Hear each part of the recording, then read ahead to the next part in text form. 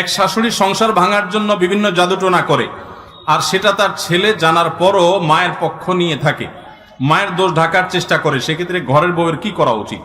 আমাদের সমাজে অনেক শাশুড়ি, এমনকি অনেক বৌমা, এমনকি অনেক ননদ, অনেক ভাবি, অনেক পুরুষ, অনেক মহিলা এই কাজ করে। নিজের ঘরের নিজের কাছের লোকজনকে বশে আনার জন্য বা বিভিন্ন উদ্দেশ্যে জাদুকরের কাছে যায়, জাদু করে, ব্ল্যাক ম্যাজিশিয়ানদের কাছে যায়, ব্ল্যাক ম্যাজিকের আশ্রয় নেয়।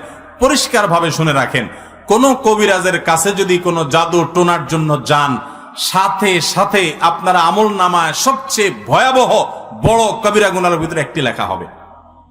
এবং শুধু তাই নয়, এই জাদুকর যারা এই জাদুর কাজটা করে দেয় মানুষকে, ইসলামের দণ্ডবিধিতে তাদের শাস্তি হলো মৃত্যুদণ্ড, সবচেয়ে কঠিন শাস্তি, চরম শাস্তি তাদের, কারণ গোটা সমাজকে অস্থিতিশীল করে দেয়।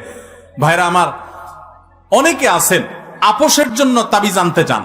পরিষ্কার ভাবে বলে দেই, এগুলো হারাম।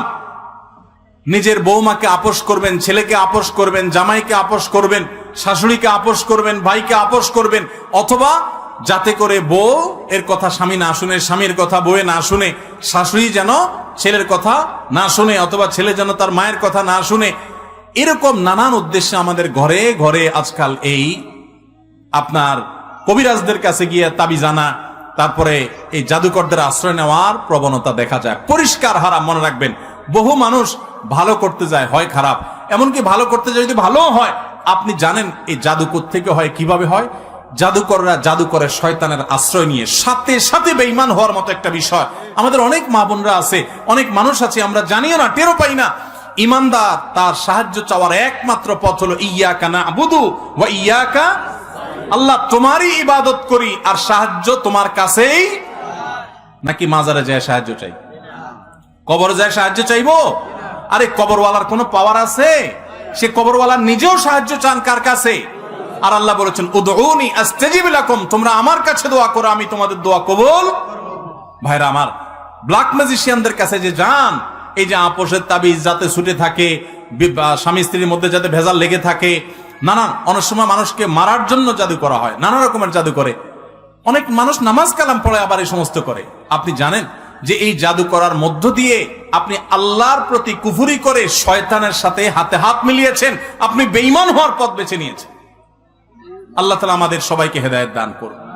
আল্লাহর ওয়াস্তে এই কাজগুলো কেউ করবেন না।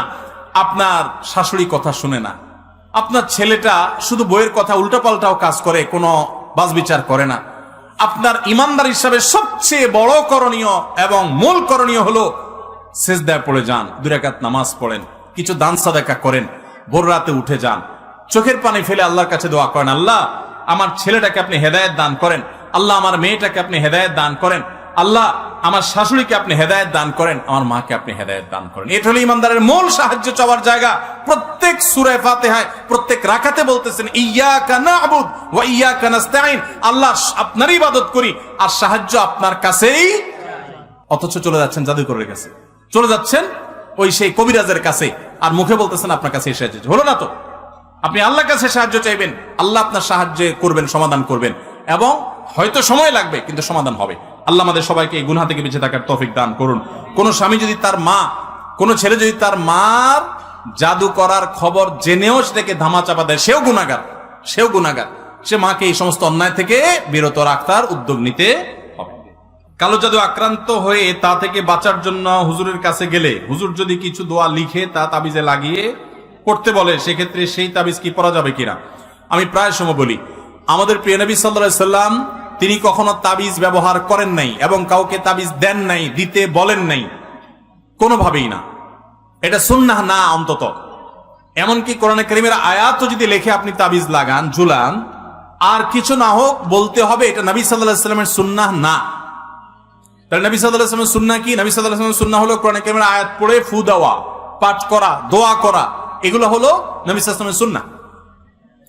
এখন ব্ল্যাক ম্যাজিক নবী সাল্লাল্লাহু আলাইহি সাল্লামকে করা হয়েছে, তিনি কি তাবিজ লাগিয়েছিলেন? কি করেছেন? নবী করিম সাল্লাল্লাহু আলাইহি সাল্লামকে লাবিদ ইবনে আসম নামক ইহুদি জাদু করেছে তার চুলে, এবং সেটা কুয়ার নিচে, পাথরের নিচে চাপা দিয়ে ফেলেছে। নবী সাল্লাল্লাহু আলাইহি সাল্লাম অসুস্থ হয়ে গেছেন জাদুগ্রস্ত হয়ে। পরে আল্লাহ তাআলা সূরা ফালাক, সূরা নাস নাজিল করেছেন, এবং এটা পাঠ করার মাধ্যমে আল্লাহ তাআলা তাকে শিফা দান করেছেন।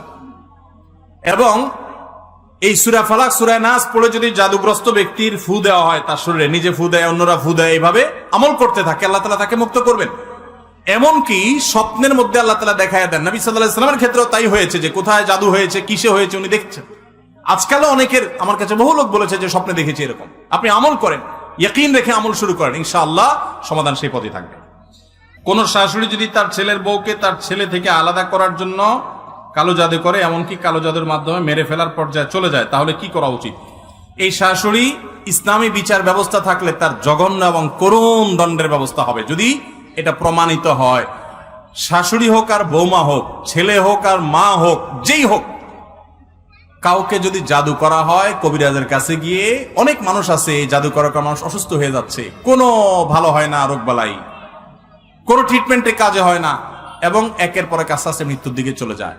এরকম জাদু যারা করে তারা সবাই শুধু কবিরা গুনাই করে না, তারা শয়তানের, আল্লাহর প্রতি অবিশ্বাস করে শয়তানের কাছে যাওয়ার মতো একটা ব্যাপার।